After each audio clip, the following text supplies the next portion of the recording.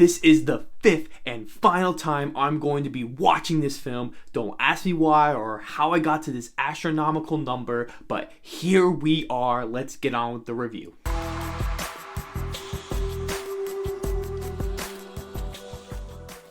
Welcome back to Marvel Monday, as we are reviewing all the MCU films in the timeline order with our second film, Captain Marvel. This is a 2019 superhero film based on the Marvel Comics character Carol Danvers. It is the 21st film in the Marvel Cinematic Universe known as the MCU.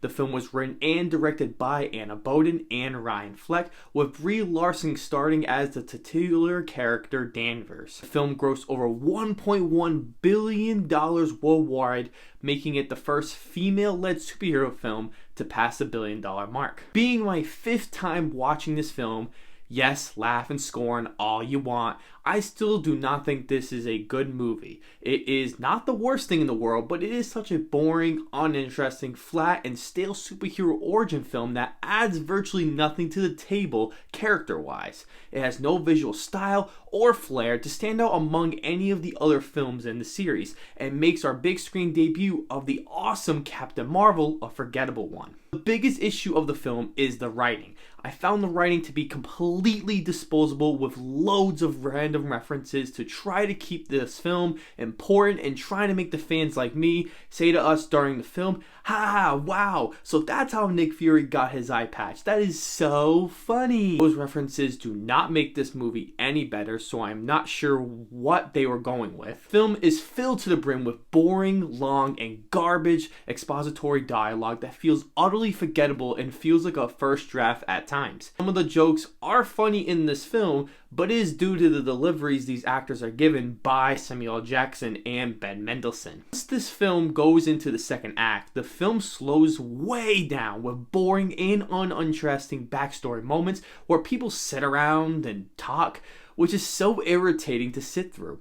The story is a cookie-cutter, boring origin story we have seen before that has no emotional weight to anything going on. The film holds no suspense because we all know she's gonna show up in Avengers Endgame, so we know no one will ever pose a threat to her throughout, which made this film feel less important than it already felt. Acting is also quite weak in the film from Brie Larson and Lashana Lynch. Performances are so dry. They both give terrible delivery on their lines that at times were laughably bad. When these two have scenes with each other, it is truly the worst moments of the film, especially when the young daughter is in it, as she is pretty bad as well. The only good performances are Samuel L. Jackson and Ben Mendelsohn. They are the most entertaining in the whole film. Jude Law also stars in this film, and I feel as though they waste his performance and character, as those both do not feel like they matter, which is very disappointing. Direction is also very stale and very boring to look at.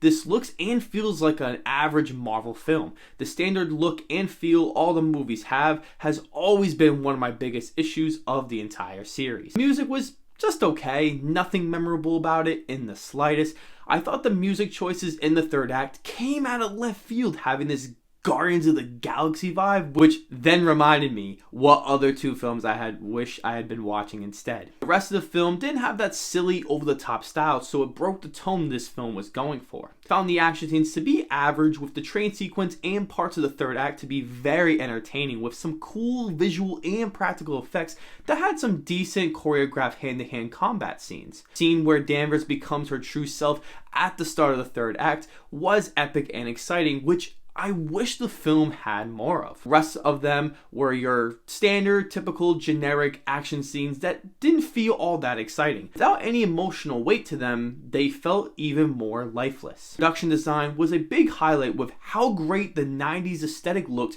which was very seamless to all the small tiny details, with random 90s retro product placement items that are scattered around in the film, which gave it an authentic look and feel. Most of the visual effects are particularly good. Samuel L. Jackson's de-aging looked seamless. It is so damn realistic. Many of the huge explosions, ships, blasts, and CGI action scenes all looked very impressive.